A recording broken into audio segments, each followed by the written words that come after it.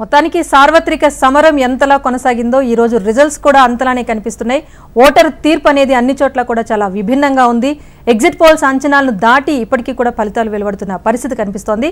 Latest update news desk నుంచి మా colleagues Vamsi and Sheela అందిస్తారు. ఓటీయూ రైట్ రాజేశ్వరి, చూస్తున్నాం ఎగ్జిట్ పోల్స్ అంచనాలను తలకిందులు చేస్తూ కూడా ఫలితాలనేవి వెలువడుతున్నాయి. ఒక లేటెస్ట్ ట్రెండ్స్ కి సంబంధించి మనం తెలంగాణతో మొదలు పెడదాం. షీలా, ఒకసారి మనం చూస్తున్నాం తెలంగాణలో ఊహించని ఫలితాలు వెలువడుతున్నాయి. బీజేపీ అగ్రనాయకత్వం అంతా కూడా తెలంగాణపై ఫోకస్ చేసింది. ఆ విధంగానే ఫలితాలు వస్తున్నాయి. బీఆర్ఎస్ అనేది ఒక రకంగా చెప్పాలంటే ఖాతా తెరవలేకపోయింది. ఒకసారి దీనికి సంబంధించి అనాలిసిస్. ఖాతా ఓపెన్ చేయలేదు, జీరో లీడ్లోనే ఉంది.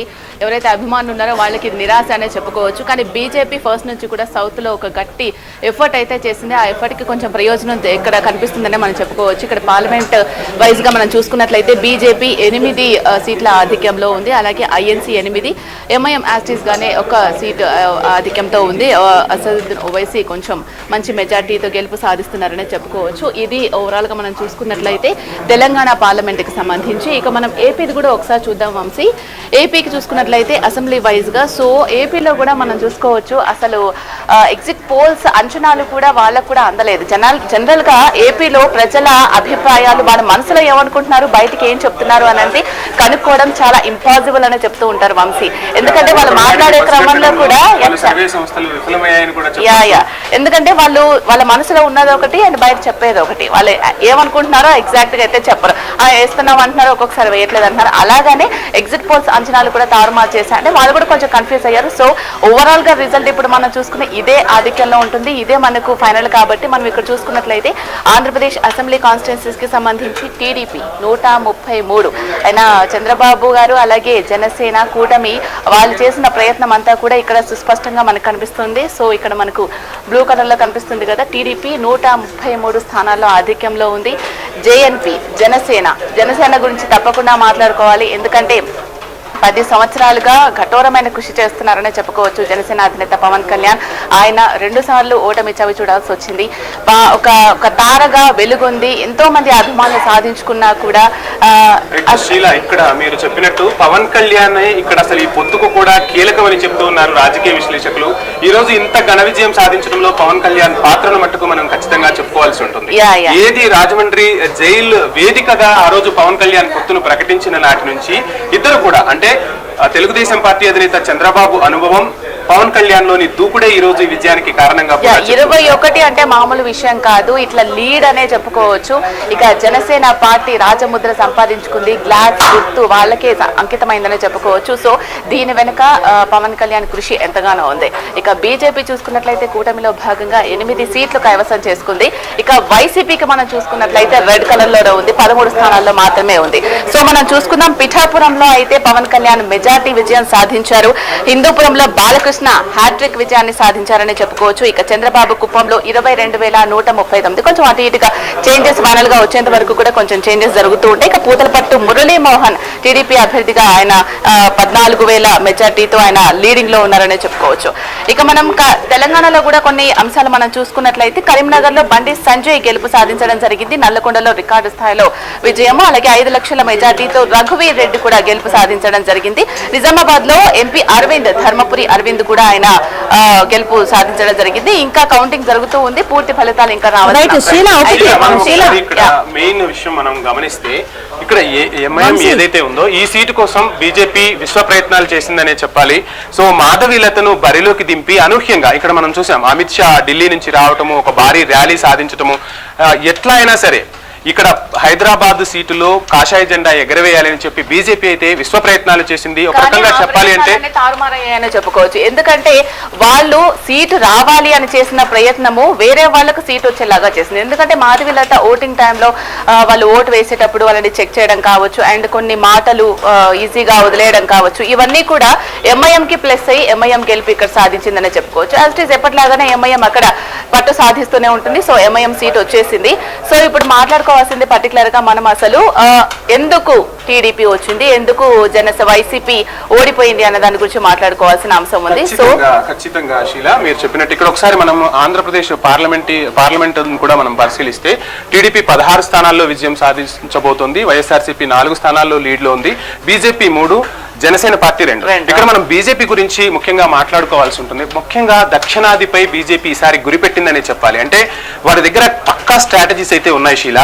ఈ దక్షిణాదిలో ముఖ్యంగా తెలంగాణపై మనం చూస్తున్నాం, రోజు కూడా అగ్రనాయకత్వం, బీజేపీ అగ్రనాయకత్వం నెలల తరబడి ప్రతి నెల ఏదో ఒక ప్రోగ్రాం ఉండేలాగా తెలంగాణపై కాన్సన్ట్రేట్ చేసింది. ఆ ఫలితాలు అనేవి కూడా ఇప్పుడు మనకు కనపడుతున్నాయి. అదేవిధంగా ఆంధ్రప్రదేశ్లో మనం పరిశీలిస్తే ఇక్కడ కూటమిలో చేరటం ద్వారా ఈ 3 స్థానాలను కైవసం చేసుకోగలిగింది. అంటే ప్రతి సీటు కూడా ఇప్పుడు మనం చూస్తే నేషనల్ పాలిటిక్స్ లో చూస్తే ప్రతి సీటు కూడా బీజేపీకి చాలా అవసరం అవుతుంది. ఈ నేపథ్యంలో ఆనాడే వారు ఇదంతా గ్రహించి ఖచ్చితంగా దక్షిణాది రాష్ట్రాలపై వారు దృష్టి సారించారని చెప్పాలి. ఆ విధంగా ఫలితాలు కూడా వారు అనుకున్న విధంగా వస్తున్నాయని చెప్పాలి. ఇందాక మీరు అడిగినట్టు ఒక రకంగా మనం చూస్తే వైసీపీ ఓడిపోవడానికి రీజన్స్ ఏంటి అని మనకు కొన్ని అంశాలు మాట్లాడుకోవాల్సిన అవసరం ఉంది.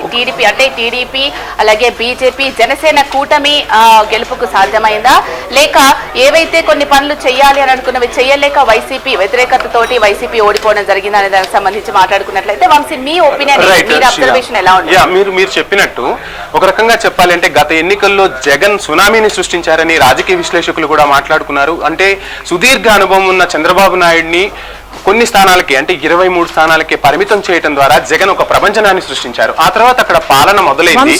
కానీ జగన్ ఎక్కువగా సంక్షేమం వైపు దృష్టి సారించారు. కానీ ప్రజలు అభివృద్ధిని కూడా కోరుకున్నారు. ఖచ్చితంగా రాష్ట్రం అంటే అభివృద్ధి చెందాలి, సంక్షేమం ఒక్కటే ఏ నాయకుడైనా గట్టెక్కించలేదనేది మనం తెలంగాణలో కూడా చూసాం. తెలంగాణలో ఒక రకంగా చెప్పాలంటే కేసీఆర్ పాలన కూడా సంక్షేమం దిశగా అడుగులు వేసింది, అభివృద్ధి దిశగా కూడా అడుగులు వేసింది. అంటే సంక్షేమం ఒక్కటే అనే ఫ్యాక్టర్ ఆంధ్రప్రదేశ్లో పనిచేయలేదని మనం ఖచ్చితంగా చెప్పాల్సి ఉంటుంది. ఇక్కడ మెయిన్గా మనం ఆంధ్రప్రదేశ్ విజయాన్ని ఈ రోజు మనం పరిశీలిస్తే రాజధాని లేని రాష్ట్రం అనే నినాదాన్ని ఈ 2 పార్టీలు కూడా జనసేన టీడీపీ 2 కూడా బలంగా ప్రజల్లోకి తీసుకెళ్లగలిగాయి. ప్రజల అభిమతాన్ని ఈ రోజు ఫలితాలు చూపిస్తున్నాయి. అదేవిధంగా మెయిన్ ఇంకొకటి చూసుకుంటే మనం ల్యాండ్ టైటిలింగ్ యాక్ట్ అనేది కూడా ఈ విజయంపై ప్రభావం చూపిందనే చెప్పాలి. సో ల్యాండ్ టైటిలింగ్ యాక్ట్ కు సంబంధించి చాలా మంది విశ్లేషకులు కూడా చెప్తూ ఉన్నారు. సో ఈ విషయాన్ని బలంగా ప్రజల్లోకి తీసుకెళ్లటంలో ఇటు జనసేన అదేవిధంగా టీడీపీ బీజేపీ కూడా సక్సెస్ అయ్యానే చెప్పాలి. ఇంకొక విషయం, పోలవరాన్ని జీవనాడిగా ఆంధ్రప్రదేశ్కు చెప్తుంటాం. ఆ పోలవరం అనేది ఎటువంటి ముందుకు వెళ్ళలేదు అనేది ప్రజల్లో బలంగా వినిపించింది. శీల మీరు కూడా చాలా సార్లు మనం చూస్తుంటాం, ఉమ్మడి ఆంధ్రప్రదేశ్లో కూడా తూర్పుగోదావరి పశ్చిమ గోదావరి జిల్లాలనేవి ఆంధ్రప్రదేశ్ రాష్ట్ర రాజకీయాల్లో కీలక పాత్ర పోషిస్తాయి. ఆ పీఠం దక్కాలంటే ఆ 2 రాష్ట్రాలు చాలా కీలకం. అటువంటి పోలవరం ప్రాజెక్ట్ ఎఫెక్ట్ అనేది ఖచ్చితంగా తూర్పుగోదావరి పశ్చిమ గోదావరి జిల్లాలో పడింది. దీనికి తోడు టీడీపీ జనసేన పొత్తు అనేది అంటే పవన్ కళ్యాణ్కు సంబంధించిన సామాజిక వర్గం అనేది ఎక్కువ అక్కడ ఉంటుంది. ఆ ఓట్లను క్యాష్ చేసుకోవడంలో ఈ కూటమి అనేది విజయం సాధించింది. ఇంకోటి ఏంటంటే వైఎస్ఆర్సీపీ పార్టీ ఎలాగైనా గెలుపొందాలి అనే ఉద్దేశంతో తెలంగాణ ఎలక్షన్స్ జరిగిన తర్వాత ఇదొక ఎగ్జాంపుల్ గా తీసుకొని అన్ని నియోజకవర్గాల్లో కూడా అభ్యర్థులను మార్చడం జరిగింది. అలాగే ఎంతో కృషి చేయడం జరిగింది. అండ్ వాళ్ళు చేసిన పథకాలకు సంబంధించి ఎక్కువగా ప్రమోషన్ చేసుకోవడం జరిగింది. కానీ ఎప్పుడైతే టీడీపీ అధినేత చంద్రబాబును అరెస్ట్ చేయడం జరిగిందో ఆ అరెస్ట్ తర్వాత జనసేన అధినేత పవన్ కళ్యాణ్ అక్కడికి వచ్చి మేము కూటమిగా ఏర్పడుతున్నాము, ఎలాగైనా ఏ విధంగానైనా వైఎస్ఆర్సీపీని ఓటమి చెందే విధంగా ప్రయత్నిస్తామని ఆయన అక్కడ సాక్షిగానే చెప్పడం జరిగింది. అదేవిధంగా వాళ్ళు ప్రయత్నాలు చేయడం జరిగింది. ప్రచారంలో కూడా వైఎస్ఆర్సీపీని ఏ విధంగా ఎండగట్టారో ప్రచార సమయంలో మనం అందరం కూడా చూసాం. సో కేవలం సంక్షేమ పథకాలు మాత్రమే కాదు, ఇండస్ట్రీస్ రావాలి, ఉద్యోగాలు రావాలి, అక్కడ ఎన్నో రకాలుగా పర్యావరణ పరంగా ఎంతో డ్యామేజ్ జరిగింది అనేది కూడా చంద్రబాబు పర్టికులర్ గా మాట్లాడడం జరిగింది. మీరు ఒక విషయం చెప్పారు, ఏదైతే రాజమండ్రి సెంట్రల్ జైలు వేదికగా పవన్ కళ్యాణ్ పొత్తు ప్రకటించడం, ఆ తర్వాత చంద్రబాబు జైలు నుంచి విడుదలైన రోజు మనం చూసాం. ఒక రకంగా చెప్పాలి అంటే ఏ నాయకుడికైనా జగన్ ఏ విధంగా అయితే పాదయాత్ర చేస్తే ప్రజలు నీరాజనంగా బయటకు తరలి వచ్చారు, అదేవిధంగా చంద్రబాబు అరెస్ట్ అయ్యి విడుదలైన తర్వాత మంగళగిరి చేరుకోవడానికి చంద్రబాబుకు చాలా సమయం పట్టింది. అంటే ప్రజలందరూ స్వచ్ఛందంగా రోడ్లపైకి వచ్చి చంద్రబాబుకు మద్దతు తెలిపారు. ఆ దిశగానే ప్రజల్లో ఉన్న అభిమతం అనేది బయటపడిందని చెప్పాలి. అందులోనూ పవన్ కళ్యాణ్ అనే ఒక ఫ్యాక్టర్ని మనం ఇక్కడ తీసుకుంటే, పవన్ కళ్యాణ్ ఇందాక మనం మాట్లాడుకున్నాం, కూటమి విజయంలో చంద్రబాబు నాయుడు అనుభవం, పవన్ కళ్యాణ్లో ఉన్నటువంటి ఉత్సాహం అనేది, అంటే యువతను ఆకర్షించడంలో పవన్ కళ్యాణ్ వైఖరి, అదే మనం మోడీ సభలో కూడా చూసాం. పవన్ భావోద్వేగంతో ప్రసంగించారు. ఖచ్చితంగా ఈ వైసీపీని మట్టి కరిపించే వరకు నేను నిద్రపోను, నా పార్టీయే జనసేన కాదు అని చెప్పి పవన్ కళ్యాణ్ ఆ రోజే శపథం తీసుకున్నారు. ఇక్కడ మనం పవన్ కళ్యాణ్ గురించి కొంచెం మాట్లాడుకోవాల్సి ఉంటుంది శీల. ఆ పొత్తు అనేది కుదుర్చటంలో పవన్ కళ్యాణ్ కీలక పాత్ర పోషించడంతో పాటు ఒకవైపు వైసీపీ నుంచి వచ్చే విమర్శలను కూడా చాలా కూల్ గా హ్యాండిల్ చేశారు. సో ఇంతకు మించి మీరు సీట్లు ఒక టెంపర్ కి ఇంత సంయమనం పాటిస్తారు అని, ఇంత ఓపిక్ గా ఎదురు చూస్తారని అయితే ఫ్యాన్స్ ఎవరు ఎక్స్పెక్ట్ చేయలేదు. సో ఆయన నిరీక్షణకు ఒక మంచి విజయం సాధించారు. సో డిప్యూటీ సీఎం గా ఆయన అసెంబ్లీలో అడుగుపెట్టే అవకాశం ఉంది అని కూడా తెలుస్తోంది. మరి చూడాలి. చెప్పినట్టు శీల ఏదైతే ఉందో అంటే పవన్ కళ్యాణ్ లో ఉత్సాహము అనేది ఎంత ఉంటుందో ఆవేశం కూడా అంతే ఉంటుంది అని చెప్తాం. ఒక రకంగా భగత్ సింగ్ లో ఉన్న ఆవేశాన్ని పోల్చుతూ ఉంటారు ఫ్యాన్స్. ఈ నేపథ్యంలోనే పవన్ కళ్యాణ్ ఈసారి ఖచ్చితంగా ఒక నిర్ణయం తీసుకున్నారు. రాష్ట్ర ప్రయోజనాలే నాకు ముఖ్యము, రాష్ట్ర ప్రయోజనాల కోసం నేను ఏ త్యాగానికైనా సిద్ధమంటూ బీజేపీ పొత్తులోకి ఎంటర్ అయిన తర్వాత చివరి వరకు చూసాం మనం. అమిత్ షాని కలిసేందుకు చంద్రబాబు నాయుడు ఢిల్లీ వెళ్ళటం, ఆ తర్వాత పవన్ కళ్యాణ్ ని మళ్ళీ ఢిల్లీకి పిలిపించుకోవటం, ఈ పరిణామాలన్నీ జరుగుతున్న సమయంలో ఆంధ్రప్రదేశ్ లో ఒక రకంగా అసలు ఈ పొత్తు పొడుస్తుందా లేదా అన్న సందిగ్ధత కూడా నెలకొంది. ఖచ్చితంగా పవన్ కళ్యాణ్ ఇద్దరిని అంటే అటు టీడీపీకి బీజేపీకి మధ్య 2019 ఎలక్షన్స్ ముందు ఆ తర్వాత కూడా కొన్ని విభేదాలు అనేవి వచ్చాయి. ఆ విభేదాలను సామరస్యంగా పరిష్కరించే విధంగా పవన్ కళ్యాణ్ అడుగులు వేశారు. వారిద్దరి మధ్య ఒక వారధిలాగా ఉండి, ఒక బ్రిడ్జ్ లాగా ఉండి ఈ రోజు ఈ విజయానికి పునాదులు వేసింది మాత్రం పవన్ కళ్యాణ్. ఒక రకంగా బీజేపీ ఎంటర్ అయిన తర్వాత, పొత్తులో బీజేపీ ఎంటర్ అయిన తర్వాత కూడా సీట్లు త్యాగం చేయడంలో కూడా పవన్ కళ్యాణ్ కీలక పాత్ర పోషించారనే చెప్పాలి. మరొక పక్కగా చూస్తే చంద్రబాబు నాయుడు అనుభవం అనేది ఆంధ్రప్రదేశ్ ప్రజలు మరొకసారి అవసరంగా భావిస్తున్నారు. రాజధాని లేని రాష్ట్రం అనేది ఉండకూడదు, ఖచ్చితంగా రాజధానికి రాష్ట్రం కావాలి, అదేవిధంగా కంపెనీలు కూడా రావాలి అంటే మరొకసారి చంద్రబాబుకి పట్టం కట్టారు అనే దానికన్నా అనుభవానికి పట్టం కట్టారు. ఈ ఇద్దరి సమ్మేళనంతో ఇకనైనా ఆంధ్రప్రదేశ్ వడివడిగా అడుగులు వేయాలి. దశాబ్ద కాలం గడిచిపోయింది.